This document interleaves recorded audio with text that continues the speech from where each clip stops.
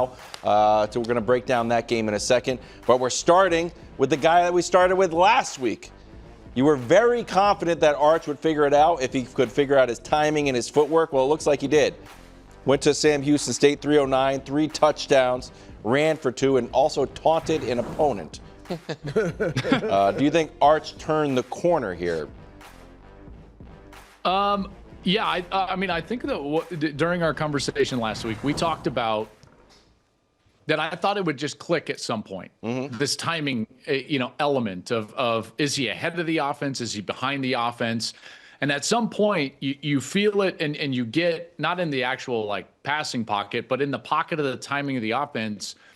And that's when you start to get comfortable as a quarterback. And I felt like he was much more comfortable against Sam Houston. Now, granted, it's against Sam Houston, so as the play competition increases, can he maintain that level of comfort and timing, not only within the pocket, but just in his overall play?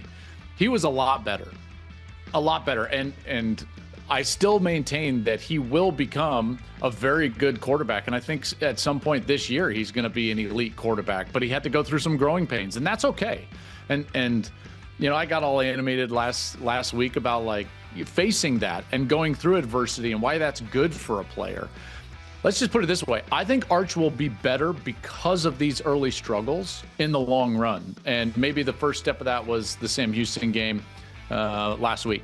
And so just one more follow-up there, because they're off this week, and then obviously just a massive 2-game stretch. I know Florida's lost 3 games. I think Florida's good, or at least, and certainly playing in the swamp. Good in what sense? Like 1 and 3 good? No, well, listen, I think that Florida, despite their record, is certainly the best team Texas will have played since Ohio State. It's better than the 3 games since then. Sure. And I think that part of Arch's struggles in week 1. I'm giving you grief, and their defense is not bad, by the way. Well, Florida's defense is not a bad defense. So that's my question. How much will we learn with not only playing that defense, but again being in a crazy environment, being in the swamp in that game when we saw how tough Ohio State was in kind of an impossible spot? To me, and then that leads into the Red River Shootout. Yeah. So the first thing that I would do is, if I was Steve Sarkisian, I would make sure I would game plan an easy completion early from the pocket, an easy completion, because it's almost like a shooter seeing a free throw go in. You start to calm down and everything slows down for you. You're like, okay, I'm in the game. I'm in the rhythm of the game. I think that would really help, and I think it would help Sark. That doesn't mean that you have to get him on the move. A lot of times coaches will say, well, we're going to get him an easy throw and get him outside of the pocket on the move. See, I felt differently when I played, and a lot of guys that I talk to feel the same way. They want to feel the rhythm of the in-pocket passing game. Get me a completion. Scheme something up early in the game where I can be in rhythm and throw in the pocket, and now I've got the feel. So I would look for that early in that game against Florida, and I think that would help Arch out. He never got that opportunity against Ohio State, and because of that, he never really got comfortable until late in the game when they had to air it out to try to come back down a couple of scores. So game plan can certainly help it out. They also, I think that they need to start going back to the movement and motion that made this offense so dangerous when Steve Sarkisian was at Alabama in 2020 as the offensive coordinator. So before the year, let me go backwards before I go forwards. Before the year, I thought that Texas would make the shift just like Alabama did in 2019 with Tua. They were an RPO-based system with his quick hands and quick release, and all the RPOs were more over the middle of the field. And then with Mac Jones, he was a different style quarterback that they wanted to throw the ball down the field and use some of those RPOs, but outside of the numbers, and then use the motion and movement in order to get guys the matchups necessary, like Devontae Smith, to go for 1,000,000 yards in Ohio State in the national championship game. I think I want to see more out of that movement and motion, the deception, and putting conflict on the defender's eyes from the game plan. And I think Steve and the offensive staff can help him do that as the competition rises, because Florida's a very good defense, and that environment's going to be hard, even though South Florida took care of that just fine. And then, Red River is going to be difficult. It becomes much easier without John Mateer. If you haven't heard John Mateer, the quarterback for Oklahoma, broke his hand, he will be out. But OU's defense is good. They just sacked Jackson Arnold and Auburn 10 times. So all of those things from a game plan, being comfortable, getting in rhythm, I think all of that should be on the table. So Mateer is out. How do you think that affects the Heisman odds now? He's still, let's see where he is. Well, he felt totally out. Yeah, he's out because because you can't make the club in the tub, and you certainly can't join Club Heisman in the tub. So. So it's Mendoza's number one now, Moore 2, Carson Beck at 3. Who do you like here? Well, Dante Moore's got a great chance this weekend. And so I've always thought that you need performances, yes, but you need stages. So you need the right performance on the right stage. Well, Dante Moore's going to have that opportunity on Saturday as they go into the whiteout and face Penn State. So that'll be interesting. Mendoza still has some big games. Beck, obviously, Florida State in a couple of weeks. Stockton against Alabama this week. Joey Aguilar, unfortunately, unless Tennessee is just better than Georgia or beats Georgia down the line in an SEC championship game, he will have lost the head-to-head to Stockton. And then the sleeper on that list is Jeremiah Smith, because if he continues to just go out and have 100-yard game after 100-yard game, it'll be tough to keep him out of New York. Another guy that I would just throw up there, Jaden Mayava at USC is playing incredible football right now. And if they're as good as I think they are, and they continue to rise up the rankings and play big, meaningful games, maybe beat Michigan, maybe beat Notre Dame, Jaden Mayava will be on that list as well.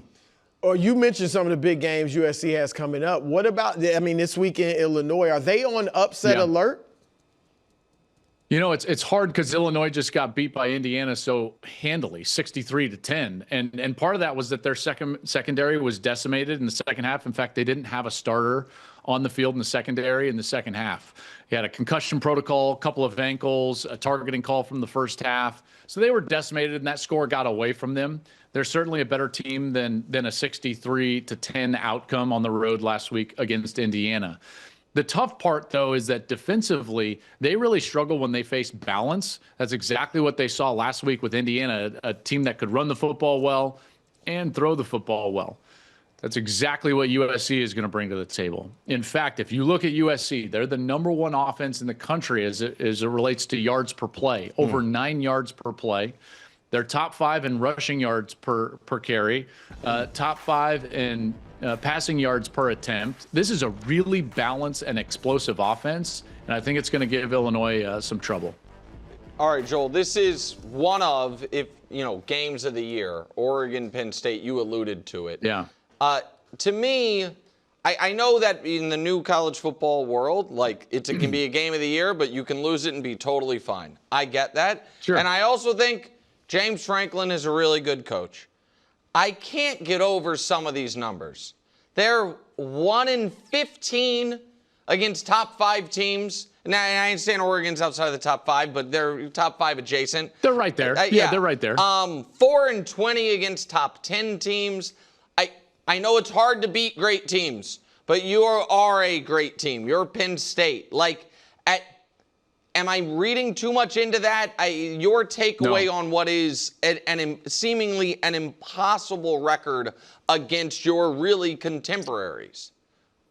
It's actually worse than what you've stated. Okay. Because some of those are group of 5 teams that wound up in the top 10, like Boise last year in the playoff. Well, none of us would have thought Boise was equal talent to Penn State. Well, that counts as one of those top 10 wins, right? So that's one of those 4.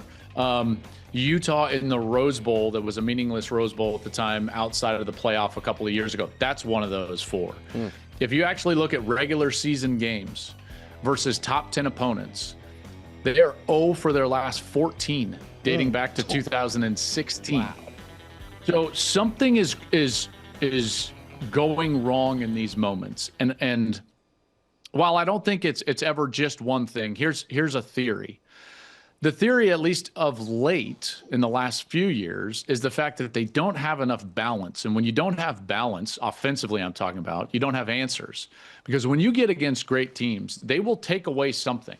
And generally, they're going to try to take away what you're best at. And Penn State has been an incredible rushing team and have struggled in these matchup games throwing the football. Last year against Notre Dame in the national semifinal, they had 0 catches from wide receivers. boggles your mind. 0 catches from wide receivers. Early this year, I thought we would see a better passing game, and we haven't seen that yet. So what Penn State fans would be banking on is something that we haven't seen yet, which is that this passing game becomes much better. The one thing that I would lean on if I was Penn State is the fact that Oregon, their one weakness on their entire team is their rush defense. So if you can run the football and establish that line of scrimmage, I think that they might be able to get this victory. It will be tough, though, and they're going to have to do something that we have not seen them do before, which is rise up and level up in one of these games. They're at home. They have the veteran roster.